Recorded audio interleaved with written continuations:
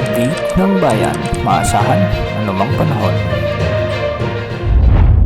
Magandang araw po sa ating lahat. Narito na ang pinakahuling update sa magiging lagay ng ating panahon sa araw na ito at sa mga susunod na araw. Sa kasalukuyan ay patuloy na nakakaapekto ang easterlies at amihan sa malaking bahagi ng ating bansa. Unahin natin ang easterlies, itong mainit na hangin na nagdadala ng malinsangang panahon sa malaking bahagi ng ating bansa.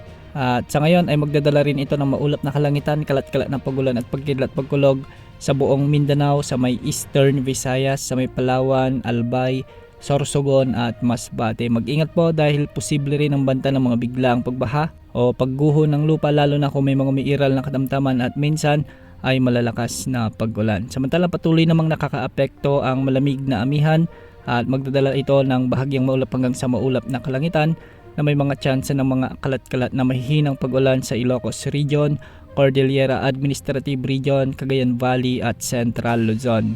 Para naman sa Metro Manila at nalalabi pang bahagi ng ating bansa, asahan pa rin ang maalinsangang panahon. Ngayong gabi ay asahan rin ang bagyang maulap hanggang sa maulap na papawirin na may mga tsansa ng mga kalat-kalat na pagulan at pagkidlat pagkulog.